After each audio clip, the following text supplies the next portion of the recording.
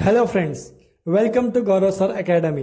अगर अभी तक आप लोगों ने हमारा चैनल सब्सक्राइब नहीं किया है तो प्लीज़ हमारे चैनल को सब्सक्राइब करें ताकि हमारे सारे वीडियोस आप तक जल्द से जल्द पहुंचे। Practice set 2.6 question number 7। तो चलिए क्वेश्चन हम रीड करेंगे। Prateek takes 8 hours to travel 36 kilometre and return to the same spot. The speed of boat in still water is 12 km per hour. Find the speed of water current. प्रतीक नाम का बंदा है, वो एक जर्नी करता है। वो उसको पूरी जर्नी कंप्लीट करने के लिए उसको टोटली 8 घंटा लगता है। What I am telling you, Prateek नाम का बंदा है, प्रतीक नाम का एक बंदा है जिसको पूरा जर्नी कंप्लीट करने के लिए उसको टोटल 8 आवर्स लगता है। कितना आवर्स लगता है? 8 आवर्स। और वो जो टोटल जर्नी पूरी कंप्लीट करता है वो कितना किलोमीटर होता है? टोटल ओवरऑल 36 किलोमीटर का वो जर्नी कंप्लीट करता है, वो भी 8 घंटे में। 36 किलोमीटर का जर्नी वो कंप्लीट करता है टोटल 8 घंटे में। The speed of boat in still water is 12 kilometre पर सेकेंड। स्पीड का बोट का स्पीड कितना दिया हुआ है? 12 kilometre per our. Find the speed of current water. मुझे वाटर का स्पीड देखना है। तो ये प्रतीक नाम का बंदा जो टोटल एक डिस्टेंस 36 किलोमीटर डिस्टेंस कवर करता है, वो भी 8 घंटे में। वो जर्नी किससे करता है? वो जर्नी करता है बोट से। किससे जर्नी करता है वो? बोट से। तो चलिए, उसने एक वर्ड यूज किया हुआ है डाउनस्ट्रीम। तो मैं आपको वर्ड का डाउनस्ट्रीम और अपस्ट्रीम के वर्ड का मीनिंग बता दूं। जब कभी भी डायरेक्शन ऑफ वाटर और direction of boat means water भी यही डायरेक्शन में है और बोट भी वैसे सेम डायरेक्शन में फ्लो हो रहा है। जब बोट का भी सेम डायरेक्शन है और वाटर का भी सेम डायरेक्शन है, at that time it is known as downstream. तब हम उसे क्या करते हैं? डाउनस्ट्रीम। एंड सेकेंड केस, जब वाटर का डायरेक्शन और बोट का डायरेक्शन ऑपोजिट होता है, when direction of water and direction of boat is in opposite, at that time हम लोग उसे क्या बोलते हैं? अपस्ट्रीम। डायरेक्शन ऑफ वाटर आप देख रहे हो इस साइड में फ्लो हो रहा है, बोट का डायरेक्शन उस साइड में, एट दैट टाइम जो it is known as upstream. Second और एक चीज मैं बता दूं, बोट अपने एक स्पीड में चल रहा है, वाटर भी अपने एक स्पीड में फ्लो हो रहा है। बोट अपने स्पीड में चल रहा है, वाटर भी अपने स्पीड में फ्लो हो रहा है। एट दैट टाइम जो बोट का स्पीड है वो इंक्रीज होता है। बोट का स्पीड क्या होता है? इंक्रीज होता है। सेकेंड थिंग, सी हियर, जब वाटर का डायरेक्शन एक है और बोट उसके ऑपोजिट डायरेक्शन में फ्लो हो रहा है, एट दैट टाइम वाटर का स्पीड क्या होता है? डिक्रीज होता है। कि कैसे होता है? बोट एक डायरेक्शन में फ्लो हो रहा है, वाटर भी सेम डायरेक्शन में हो रहा है, तो वाटर बोट को हेल्प कर रहा है उसकी स्पीड बढ़ाने के लिए। वाटर बोट को हेल्प कर रहा है उसकी स्पीड बढ़ाने के लिए। ऐसे कंडीशन में स्पीड बोट का ज्यादा रहेगा। सेकेंड केस में बोट इस तरफ आना चाहता है और वाटर इस तरफ फ्लो हो रहा है। Boat is coming in this direction और वाटर इस डायरेक्शन में फ्लो हो रहा है। ऐसे केसेस में क्या हो रहा है कि बोट के स्पीड को वाटर रेजिस्ट करता है, वाटर रोक रहा है। ऐसे टाइम पे, ऐसे केसेस में वाटर का स्पीड क्या होता है? जो बोट का स्पीड क्या है वो डिक्रीज होता है, कम होता है। अब प्रतीक नाम का बंदा है, उसको 8 घंटा लगता है टोटल एक जर्नी कंप्लीट करने के लिए। वो जर्नी कैसे करता है? अभी हम लोग मान लेते हैं प्रतीक स्पॉट ए पे खड़ा है। स्पॉट ए पे खड़ा है। पहला वो ए से बी के पास जाता है जो डाउनस्ट्रीम में रहता है, मतलब वाटर का डायरेक्शन और बोट का डायरेक्शन सेम रहता है। वापस से बी के पास कुछ काम करके वापस से वो बी से ए पे आता है। मींस उसने अपने टोटल जर्नी कंप्लीट कर ली और उसने कितना किलोमीटर कवर किया है?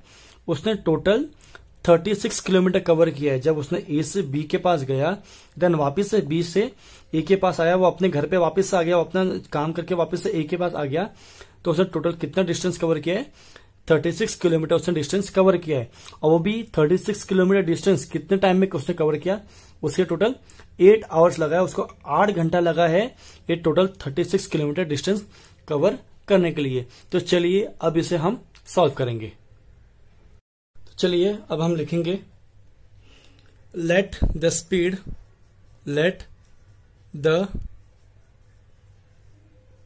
स्पीड ऑफ द water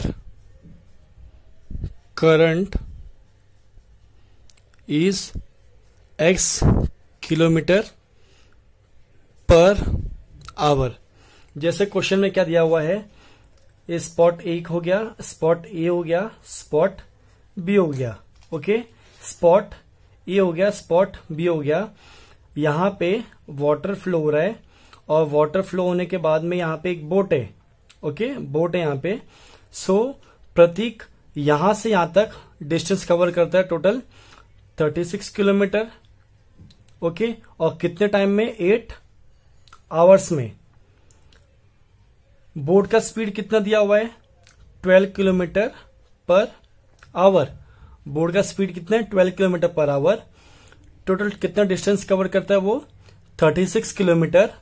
और कितने टाइम में? 8 आवर्स में। क्वेश्चन क्या है हमारा?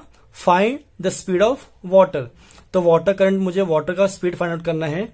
तो क्या स्पीड होगा वो मुझे मालूम नहीं, तो मैंने क्या लिया है? Let the speed of water current is x kilometre per our. Next हम क्या बोल सकते हैं? बोट का स्पीड दिया हुआ है, तो हम लिखेंगे यहां पे the speed of the boat, the speed of the boat in still water. कितना दिया हुआ है? दिया हुआ है 12 किलोमीटर पर आवर। क्या दिया हुआ है? The speed of boat in still water is 12 kilometre per our. अब हमें क्या फाइंड आउट करना है? अब और एक चीज फाइंड आउट करना है। बोट जो प्रतीक है वो किस में बैठ के गया? बोट में। तो वो टाइम पे बोट की स्ट्रीम, बोट का स्पीड क्या होगा? वो भी 2 डायरेक्शन में। प्रतीक पहला ए से बी जाता है तो उसका स्पीड अलग होगा, देन वापस से वो बी टू ए आता है तो उसका स्पीड अलग होगा। तो हम लिखेंगे द स्पीड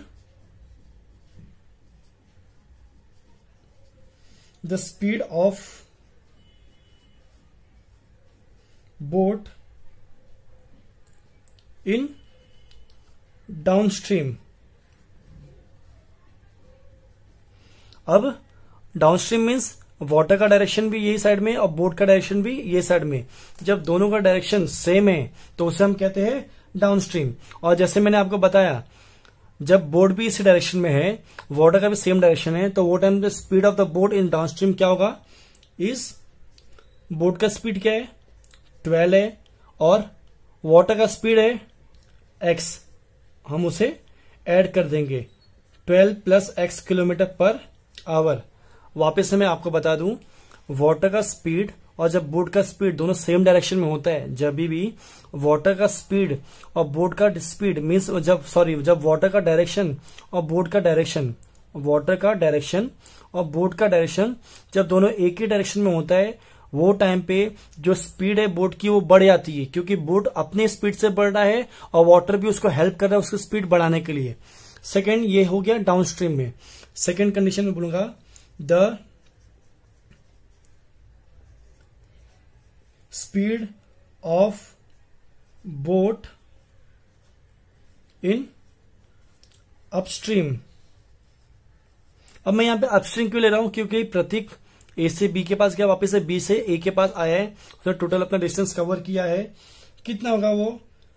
डाउनस्ट्रीम का हमने ले लिया। अभी अपस्ट्रीम का क्या होगा?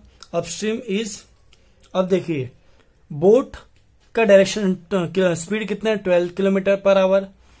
अब क्या हो रहा है? अपस्ट्रीम में क्या होता है कि बोट का डायरेक्शन इस साइड में, बोट का डायरेक्शन इस साइड में है और वाटर इस डायरेक्शन फ्लो हो रहा है, वाटर इस डायरेक्शन फ्लो हो रहा है। मतलब बोट का जो बोट स्पीड में फ्लो हो रहा है उसको कौन अपोज कर रहा है? वाटर। बोट को इस डायरेक्शन में है, वाटर इस डायरेक्शन में फ्लो हो रहा है, तो वाटर क्या कर रहा है? बोट के स्पीड को अपोज कर रहा है। अपोज कर रहा है मतलब उसको रुका रहा है, बोट की स्पीड को कम कर रहा है। तो वो टाइम पे क्या हो गया? बोट का अपस्ट्रीम में जो बोट का स्पीड क्या होगा? वो 12 minus x kilometre per hour. Try to understand speed of boat in downstream. Water का स्पीड यहां पे है, वाटर का डायरेक्शन यहां पे है, बोट का डायरेक्शन एक ही है। जब वाटर और बोट का डायरेक्शन सेम रहेगा वो टाइम पे जो बोट का स्पीड है वो 12 प्लस x है। सेकंड कंडीशन क्या है? अपस्ट्रीम। अपस्ट्रीम में क्या होता है? बोट का डायरेक्शन यहां पे है, वाटर का डायरेक्शन दोनों ऑपोजिट है, बोट और वाटर का डायरेक्शन दोनों ऑपोजिट होता है। ऐसे कंडीशन में क्या होगा? जो वाटर है बोट के स्पीड को कम कर देगा। तो हमने ये ले लिया। तो मैंने क्या लिखा? The speed of water, the speed of boat in upstream is 12 km per hour, and second, the speed of boat in downstream is 12 plus x km per hour. अब हमने बोट का स्पीड तो निकाल लिया डाउनस्ट्रीम में और upstream में, यहाँ पे किलोमीटर देता है, ये हमने निकाल लिया. अब क्या उसने टाइम भी दिया हुआ 8 आवर्स, तो डाउनस्ट्रीम में कितना उसका टाइम लगा होगा और अपस्ट्रीम में उसका कितना टाइम लगा होगा, अभी हम वो कैलकुलेट करेंगे. तो हमें एक फॉर्मूला मालूम है, डिस्टेंस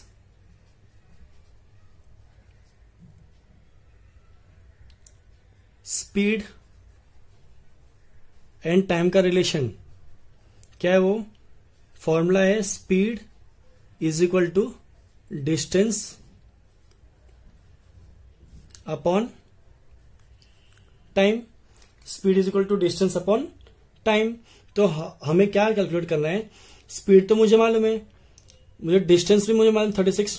कितना टाइम लगा है, मुझे टाइम कितना लगा है बोट को ए से बी जाने के लिए और देन बी से ए आने के लिए. तो मैं लिखूंगा time taken by boat to travel 36 kilometre downstream. अब वो डाउनस्ट्रीम में जा रहा है, तो टाइम जैसे मैंने यहां पे बताया, speed is equal to distance upon time. तो टाइम का क्या होगा? टाइम हो जाएगा, time is equal to, time का फॉर्मूला क्या होगा? Time is equal to distance upon speed. Distance upon speed. तो यहां पे मुझे टाइम कैलकुलेट करना है, तो मैं इसको ले लेता हूं T1. डाउनस्ट्रीम को मैं लेता हूं T1. T1 is equal to distance. Distance कितना उसने लिया? 36. और स्पीड क्या है उसका? सी है डाउनस्ट्रीम. डाउनस्ट्रीम का स्पीड क्या है? 12 प्लस एक्स. तो हम लिखेंगे यहाँ पे 12 प्लस एक्स. ओके. सेकेंड, हाँ अभी हमने डाउनस्ट्रीम का टाइम कैलकुलेट किया, अब हम टाइम कैलकुलेट करेंगे अपस्ट्रीम का. तो हम सेम लिखेंगे time taken by boat to travel 36 kilometre upstream. 36 kilometre upstream. तो मैं इस टाइम को लेता हूं T2. मैं यहां इसको क्या लेता हूं? T2. कितना T2? Time is equal distance upon speed. Distance कितना है? 36 किलोमीटर. स्पीड कितना है अपस्ट्रीम का? 12 minus X. 12 minus X. So आप यहां तक लिख लो. ओके.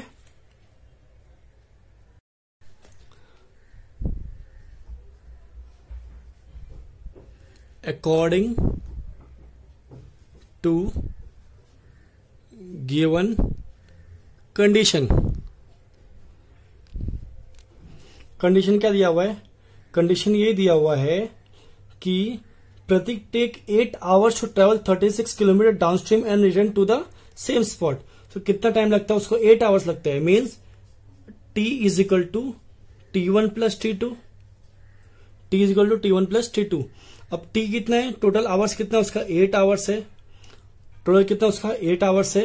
T1 कितना था? T1 means downstream 36 divide by 12 plus x, और अपस्ट्रीम कितना था?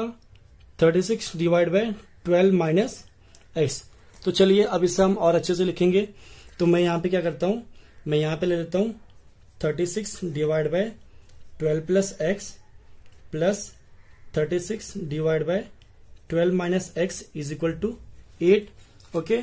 अब यहां पे 36 कॉमन है, तो मैं 36 बाहर ले लिया, तो यहां पे बचता है 1 upon 12 plus x plus 1 upon 12 minus x is equal to 8. Okay. Then 36 bracket से यहाँ पे 12 प्लस एक्स है, यहाँ पे 12 माइनस एक्स है.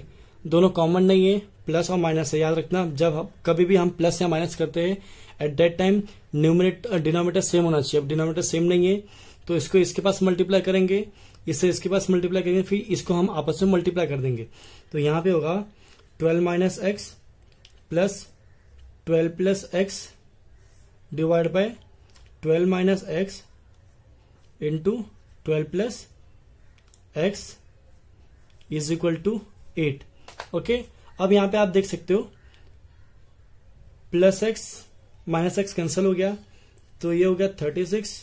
यहाँ पे 12 प्लस 12 कितना होता है 24। और ये देखो a minus b a plus b, आप लोगों ने एक फॉर्मूला पढ़ा है, फॉर्मूला क्या है a plus b into a minus b को मैं क्या लिख सकता हूं a square minus b square लिख सकता हूं। तो यहाँ पे a क्या है 12 है और b क्या है x है, तो मैं क्या लिखता हूं यहाँ पे 12 का स्क्वायर माइनस x का स्क्वायर इज इक्वल टू 8। इसको मैं ऐसे लिख सकता हूं। अब इसको हम सॉल्व करेंगे आगे, तो यहाँ पे क्या होगा तो ये हो जाएगा 24 डिवाइड बाय 12 का स्क्वायर कितना होता है 144 माइनस एक्स स्क्वायर का क्या होगा x square is equal to 8। 36 को मैं यहाँ पे भेज देता हूं, तो ये हो गया यहाँ पे 36। अब इसको हम आगे सॉल्व करेंगे 8/36। अब इससे हम आगे और सॉल्व करेंगे, मैं यहाँ पे लेता हूं, तो ये हो गया 24 divide by 144 minus x square is equal to सीयर 4 2 जा 8 4 9 जा 36, तो ये हो गया 2/9। क्रॉस मल्टीप्लाई कर देंगे इसको। ओके, तो 24 into 9 is equal to 2 144 minus x square. अब मैं क्या करता हूं ये 2 को यहां पे सेंड कर देता हूं, तो 24 into 9 divide by 2 is equal to 144 minus x square. अब यहाँ पे 2 1 जा 2 होता है और 2 1 जा 2 12 जा 2 12 जा 24 होता है, तो यहाँ पे हो गया 12 into 9 is equal to 12 into 9 is equal to 144 minus x square. 9 1 जा 9 9 2 जा 18 1 9 1 जा 9 प्लस 1 हो गया 10 is equal to 144 minus x square. Finally मैं क्या करता हूँ एक्स स्क्वायर को यहाँ पे ले लेता हूँ, तो ये हो गया plus x square is equal to ये 144 यहाँ पे रहेगा, 108 को मैं यहाँ पे लेता हूँ 108। सी यार मैंने क्या किया है, मैंने यहाँ पे एक्स स्क्वायर को ले लिया और 108 को मैंने यहाँ पे ट्रांसफर कर दिया।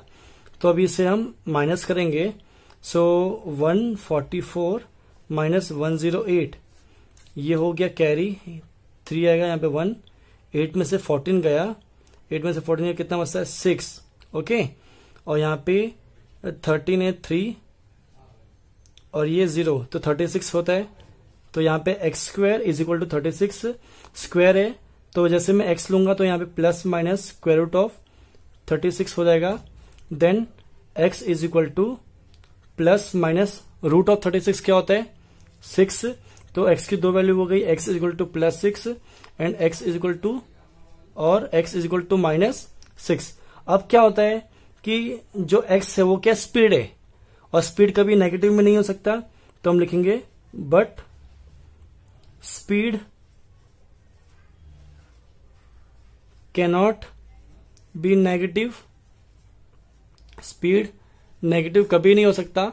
जब स्पीड नेगेटिव नहीं होगा तो हम क्या बोल सकते हैं x is not equal to -6, तो फाइनली क्या है therefore x is equal to 6, x is equal to 6। So हम लिखेंगे answer the speed of boat, the speed of water current, the speed of water current water. Okay 1 minute, मेरे पास space है तो मैं यहां पे लिख रहा हूं, लास्ट में आंसर लिखते हैं। आंसर द क्वेश्चन क्या था, find the speed of water current, तो हमें लिखना है the speed of water current is 6 kilometre okay per hour, 6 kilometer per hour. So in this way you can solve this one. If you want you can take the screenshot. Let's solve question number 8th. Question number 8th. Pintu take 6 days more than those of Nishu to complete certain work. It means Pintu को कोई भी काम खत्म करने के लिए 6 दिन ज्यादा लगता है as compared to निशु। मतलब पिंटू को कोई भी काम कंप्लीट करने के लिए 6 दिन ज्यादा लगता है हैज कंपेयर टू निशु। तो निशु कितना दिन लगता है वो काम खत्म करने के लिए, तो हम उसको एक्स सपोज करेंगे। Second point, if they work together they finish it in the 4 days। अगर वही काम पिंटू और निशु दोनों साथ में मिलकर करेंगे तो उन लोगों को कितना दिन लगेगा, 4 days। How many days would it take to complete the work if they work alone. Pintu और निशु को कितना दिन लगेगा वही काम को खत्म करने के लिए अगर वो अलग अलग काम करेंगे। तो चलिए अब हम सॉल्व करेंगे इसे। तो हम लिखेंगे पहला, let Nishu take x days to complete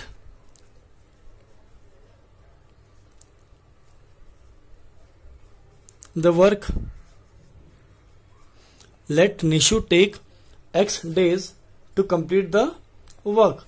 Nishu का कितना दिन लगता था हमें मालूम नहीं, तो हमने क्या सपोज किया, x days। अब क्वेश्चन में क्या है, पिंटू टेक 6 days मोर। अगर निशु को x days काम करने के लिए लग रहा है तो पिंटू को कितना लगेगा, देयरफॉर हम लिखेंगे Pintu takes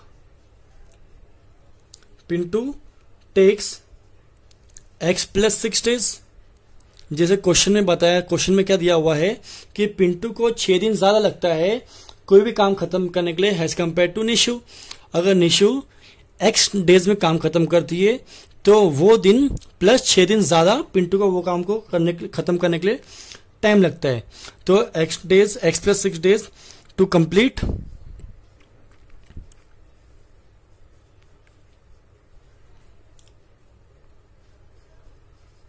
the work। Okay, अब मैं आपको बात बता दूं, मैं जैसे कोई भी आपको एक काम दिया और मैं बोलता हूं कि आपको वो काम 2 दिन में खत्म करना है, कितने डेज में खत्म करना है, 2 days। तो क्या करोगे आप लोग, पहले एक दिन आधा काम करोगे फर्स्ट डे, फिर सेकंड डे हाफ काम करोगे, तब जाके आपका ये पूरा एक काम हो जाएगा। मैंने कोई वापस से काम दिया, मैं आपको बोलता हूँ 4 दिन में खत्म करना है, कितने डेज में, 4 days में। तो आप क्या करोगे, एक दिन 1/4 करोगे, सेकंड डे 1/4 करोगे, थर्ड डे 1/4 करोगे और फोर्थ डे 1/4 करोगे।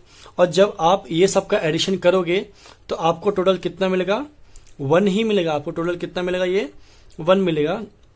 वही काम अगर मैं बोलता हूं, अगर मैंने आपको काम दिया वो x डेज में करने के लिए, तो आप क्या करोगे, 1/x plus 1/x up to x time लिखोगे। मतलब आप एक दिन में कितना काम करते हो, आप एक दिन में 1/x डेज काम करते हो। आप कितना काम करते हो, 1/x काम करते हो। तो हम लोग लिखेंगे, देयरफॉर हम लोग क्या लिखेंगे, हम लोग लिखेंगे वर्क डन बाय निशु इन 1 day। Work done bye Nishu इन 1 day। जैसे उसको कितना दिन लग रहा है, x days, तो एक दिन में कितना काम करेगी वो, 1/x काम करेगी। कितना दिन काम करेगी, कितना काम करेगी वो, 1/x। वैसे ही work done by Pintu in 1 day, तो उसको एक दिन में काम, वो एक दिन में कितना काम करेगा, 1/x plus 6। 1/x plus 6 is equal to 1/x plus 6। अब कंडीशन क्या दिया हुआ है, if they work together they finish it in 4 days। अगर वही काम अगर वो दोनों साथ में करेंगे, तो उन लोगों को कितना दिन लगता है, 4 days। तो हम लोग लिखेंगे बट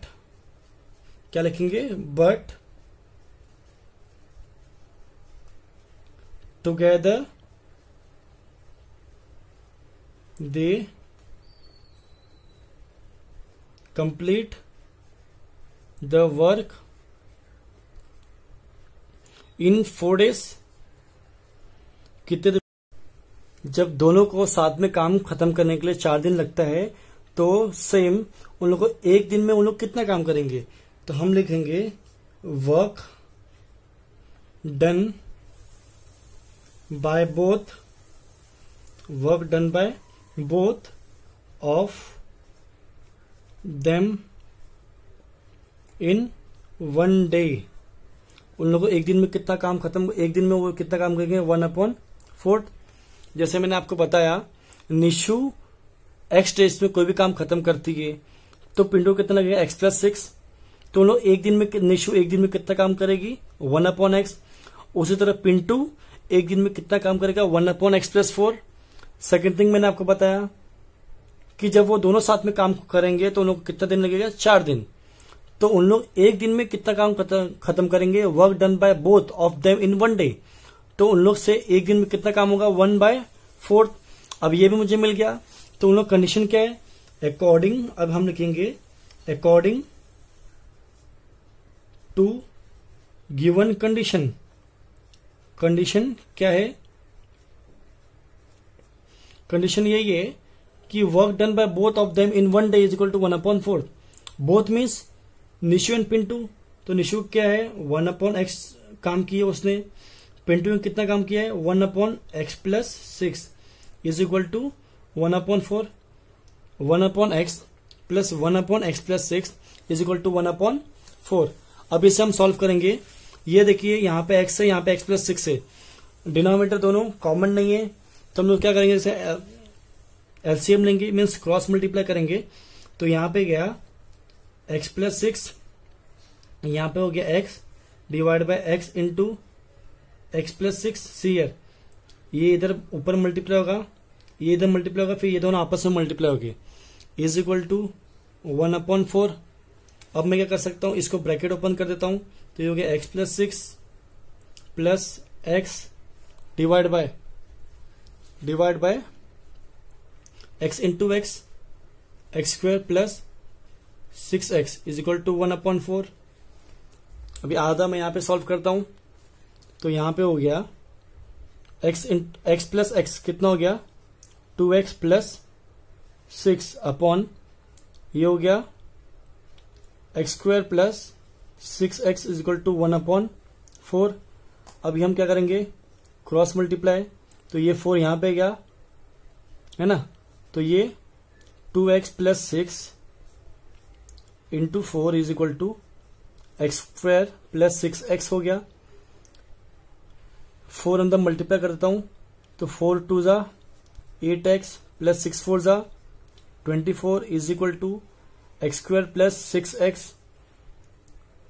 ये पूरे टर्म को मैं राइट हैंड साइड में यहां पे शिफ्ट करता हूं, तो ये हो जाएगा x square plus 6x minus 8x minus 24 is equal to 0। Finally मैं क्या लिख सकता हूं इसको, एक्स स्क्वायर प्लस माइनस 8 में से 6 गया, 2 बचता है x, 8 बढ़ा तो माइनस 24 इज इक्वल टू 0। तो ये हमारा क्वाड्रेटिक इक्वेशन है, एक क्वाड्रेटिक इक्वेशन मिल गया। If you want you can take the screenshot. तो जैसे हमें क्वाड्रेटिक इक्वेशन मिल गया था x square minus 2x minus 24 is equal to 0। अब इसे हमें सॉल्व करना है, तो हम फैक्टराइजेशन मेथड से सॉल्व करेंगे। So 1 into 24 1 into minus 24 plus 1 into minus 24 is equal to कितना हो गया माइनस 24। तो हम यहाँ पे लिखेंगे माइनस 24। इसे मुझे इस तरह स्प्लिट करना है, इसका टेबल देखना है। तो 1 इंटू 24 देन 2 12 जा 24 देन 3 5 जा 23 7 3 8 जा 24 देन 6 देन 4 6 जा 24 देन 6 4 जा 24। ये सब टेबल है। 124 इंटू 24 2 12 जा 24 3 8 जा 24 देन 4 6 जा 24 6 4 जा 24। अभी इसे हम देखेंगे, जैसे ये सेम आ गया तो मैं यहाँ पे स्टॉप कर देता हूँ। अब यहाँ पे 1 इंटू 24 है, प्लस करो तो प्लस या माइनस करके मुझे कितना आंसर आना चाहिए -2। तो मैं यहाँ पे क्या करता हूँ, प्लस करूंगा तो 25 माइनस करूंगा तो 23 प्लस किया तो 14 माइनस किया तो 10 प्लस करेंगे तो 5 आएगा और माइनस प्लस करेंगे तो 11 आएगा, माइनस करेंगे तो 5 आएगा, प्लस करेंगे तो 10 माइनस करेंगे तो 2 से यार प्लस किया तो 10 माइनस करेंगे तो 2 आएगा। तो मैं क्या लिखता हूं यहाँ पे 6 4 जा 24, यहाँ पे साइन कौन सा, माइनस, माइनस माइनस क्या होता है, प्लस। तो अब हम क्या करेंगे, एक्स स्क्वायर माइनस 2x को मैं लिखूंगा 6x minus plus 4x minus 24 is equal to 0, है ना। कॉमन लेंगे यहां से, x कॉमन लिया तो क्या बचता है, x माइनस 6, प्लस 4 कॉमन लेंगे तो यहाँ पे क्या बचता है, x minus 6 is equal to 0, 4 1 जा 4, 4 6 जा 24। अब इसे हम आगे सॉल्व करेंगे, ये x माइनस 6 कॉमन है, x माइनस 6 कॉमन ले लिया यहाँ पे बचता है x plus 4, okay, is equal to 0। तो आंसर होगा x minus 6 is equal to 0 और x plus 4 is equal to 0। Finally हम लिखेंगे x is equal to 6 minus है यहाँ पे प्लस 6 और x is equal to minus 4। तो हमें दो आंसर मिला है, x minus 6, x is equal to minus 4। अब जैसे कि आपको मालूम है कि कोई भी डेज माइनस में नहीं रहता, तो हम लिखेंगे but number of days cannot be negative, कोई भी डेज नेगेटिव में नहीं रहता है। It means therefore x is equal to minus 4, x is not equal to minus 4। तो आंसर क्या है, x is equal to 6, x equal to 6 means x किसका वैल्यू था, निशु को हमने कंसिडर किया था, x हमने किसको कंसिडर किया था, निशु को। तो हम लिखेंगे फाइनली आंसर, हम लिखेंगे answer Nishu take 6 days to complete the work। Nishu कितना दिन लगता है, 6 days। What about Pintu, Pintu क्या था, x प्लस 6 था, मीन्स इसको 6 days प्लस 6 इक्वल टू कितना हो गया, 12। तो हम लिखेंगे Nishu take 6 days to complete the work, और वहीं पे लिखेंगे सिमिलरली पिंटू टेक्स कितना, 12 days to complete the work. Question tricky था, बहुत सिंपल है। So in this way you can solve this. If you want you can take the screenshot.